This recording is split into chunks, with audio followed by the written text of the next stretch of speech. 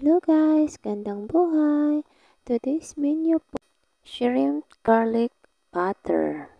So ayan po ang ating finished product. Look at that guys, very yummy! Ayan, magpainit po tayo ng kawali at ilagay naman ang ating butter. Ang sunod po natin gawin ay i-melt ang butter natin sa mahinang apoy lamang po.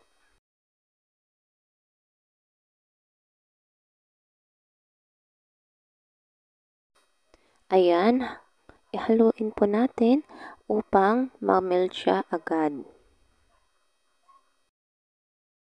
Maglagay po kayo ng kaunting mantika upang hindi po masunog agad ang ating butter. Gumamit po pala ako lang ng used oil dyan.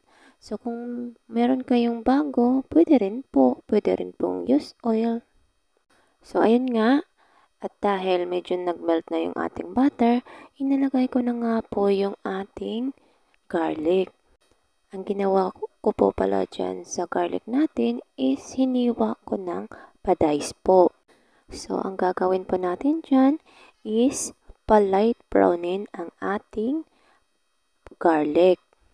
Ayan, halo-haluin po siya para magpantay siyang maging light brown. Hanggang sa pag na light brown na siya,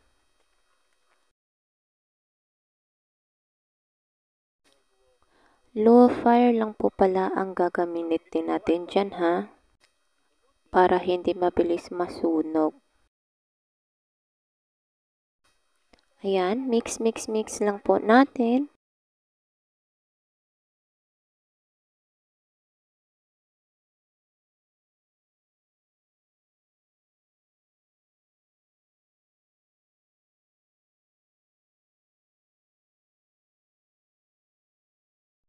Ayan po, unti-unti na po siyang pumupula.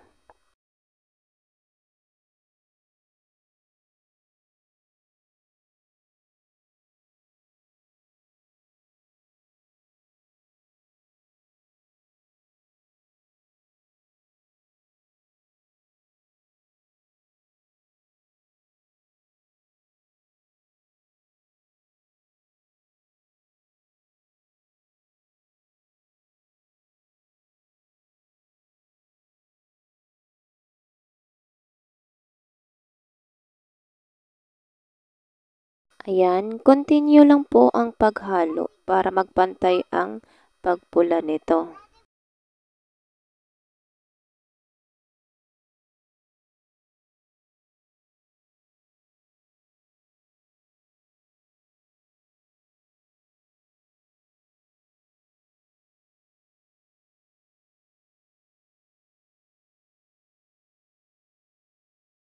Ayan po, unti-unti na po siyang nag-light brown. Yan, continuous nyo lang po siyang halo-haluin para hindi siya masunog at saka pantay ang pagkaluto. Ayan, kapag nag-light brown na nga yung ating garlic, ilagay naman na ang ating hipon po.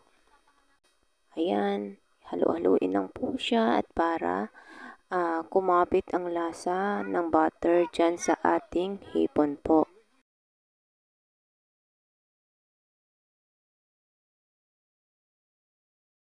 Ayan, naglagay din po pala ako dyan ng ground black pepper at also magic sarap din po. Ayan lang po ang ilalagay natin. Hindi na po natin kailangan maglagay ng asin dahil maalat na po ang ating butter.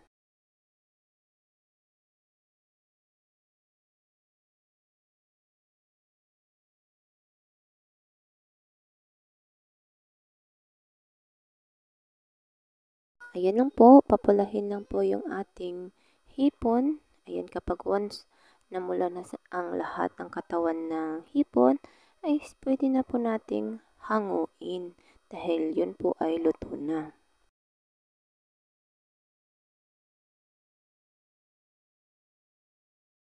So, low fire pa rin po pala ang ginamit natin dyan mga mahal ko.